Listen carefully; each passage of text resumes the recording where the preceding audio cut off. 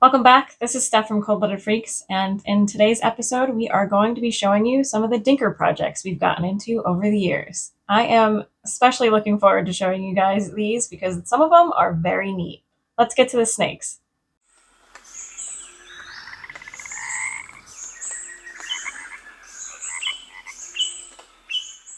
To start this episode, we are actually going to be showing one of my first ball pythons I've ever gotten. This girl is a simple pewter that I got from Layers of Dragons back in 2012. And this girl actually held the key for some interesting little babies that she produced years later after getting her. So something I did very early on while purchasing ball pythons is I always looked for the example of the gene that I thought was the best looking. Now with pewter gene, as a baby, they're those nice hues of blues and grays. And when I saw her for sale, I just thought that she was just a little bit different than the rest.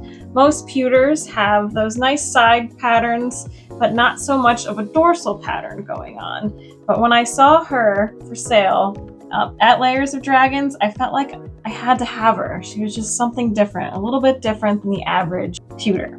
Funny story is that Osborne also got her sister from Layers of Dragons as well.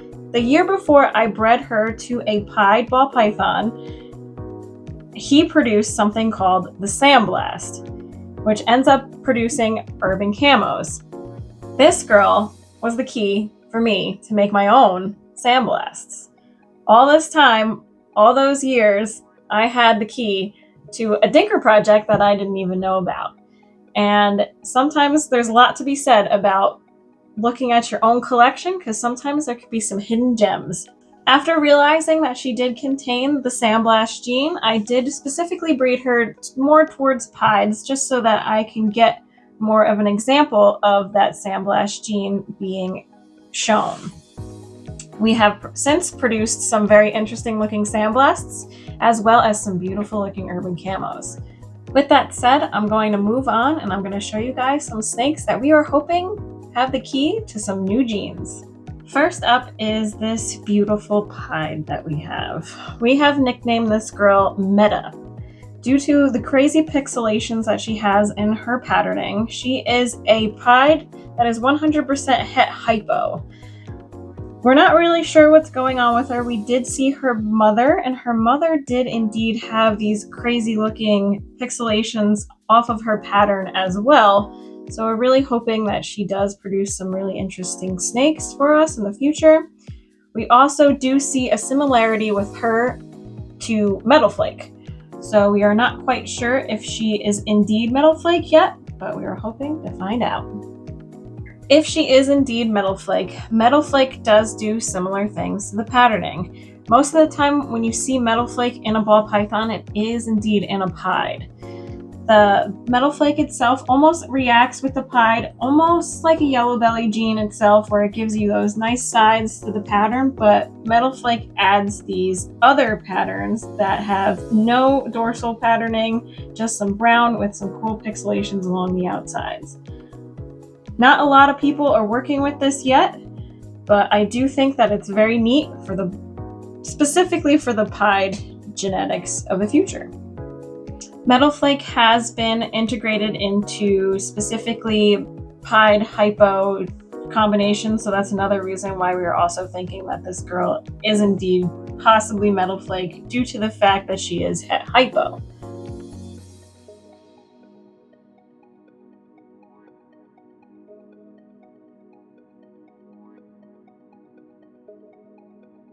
We do have a male that we did pick up from an expo that was actually labeled as a funky pied.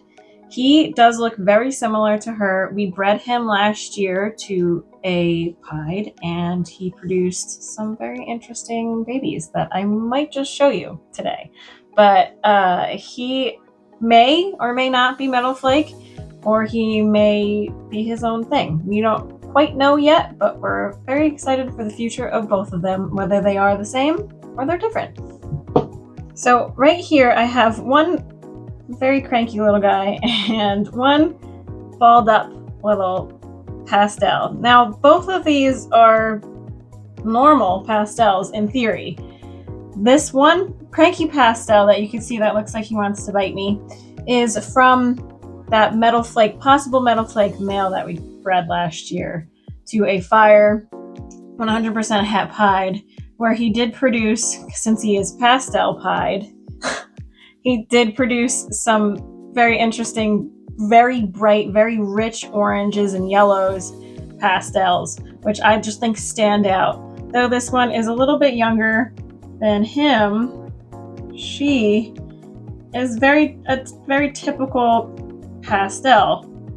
And if you put them next to each other, you can see that there is quite the difference in their yellows and their oranges comparably, and even their head pattern is just slightly different.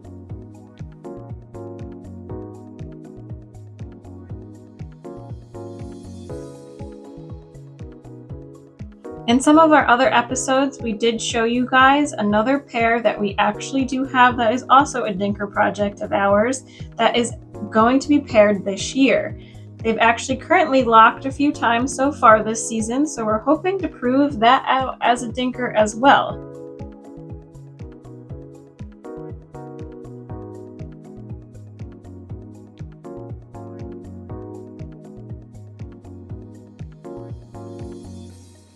Now, the next three that I'm about to show you all come from Outback Reptiles. These guys are captive hatched. So the first one we have is this female.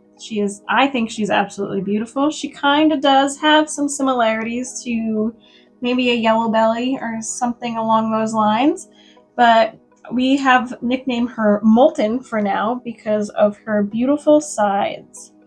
Her pattern or weird alien heads that she does have this orange inside ring that is just kind of neat. And she has some beautiful blushings and beautiful coloration. And she has some very rich black colors on her dorsal and some beautiful colorations on her belly. So we are excited for the future of this girl.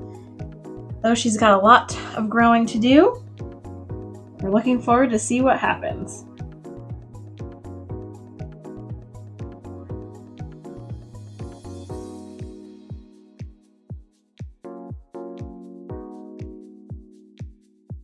Some of the things that I look for in dinkers when I am thinking about purchasing one is anything that is, of course, pattern altering, anything that has color altering, and anything that doesn't really have normal alien heads.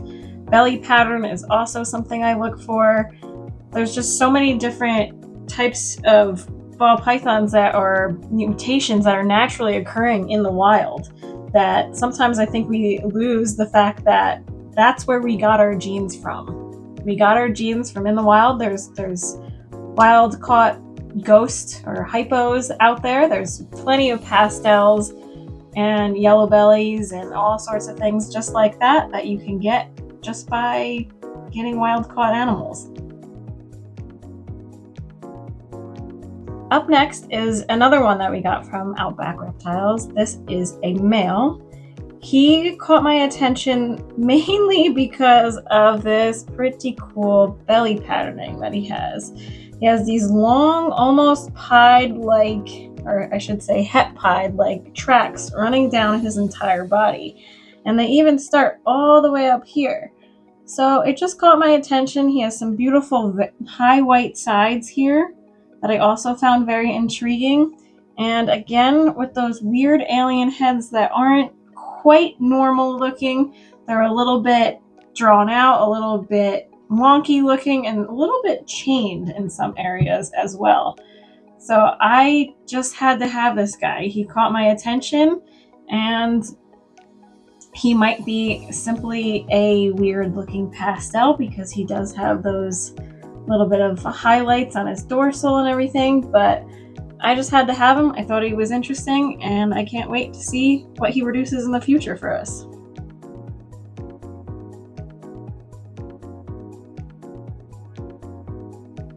Last up is arguably probably one of my favorite dinkers that we have, and might not be a dinker at all, but We sent a shed test out to RGI, so we were waiting for those results. And she looks like she is currently going back into shed, unfortunately. But this girl is also from Outback Reptiles. She is kind of leopardy for sure looking. What drew me to her is her really neat head stamp that she's got. It's very unique. I have seen similar ones in leopards specifically, but she does have a very leopard-like pattern. I'm just hoping that maybe she's something different. Her head stamp, I do feel, is a little bit different than the head stamps that I have seen on leopards. The ones that I have seen on leopards tend to not be as pronounced or as crisp. The edging isn't as crisp, and her head stamp goes from that center dark black dot to that rounded brown area to another solid black area. And most leopards tend to have more of a fade out into the black. I really do like also her pattern, how her alien heads don't just necessarily display on the sides, but they actually kind of saddle over to the other side, connecting themselves down her spine.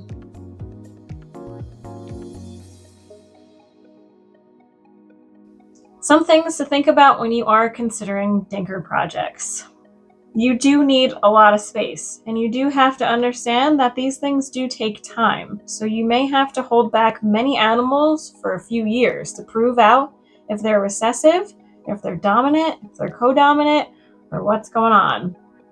So if you want to get into dinker projects, just do it with some knowledge that you will need a lot of space.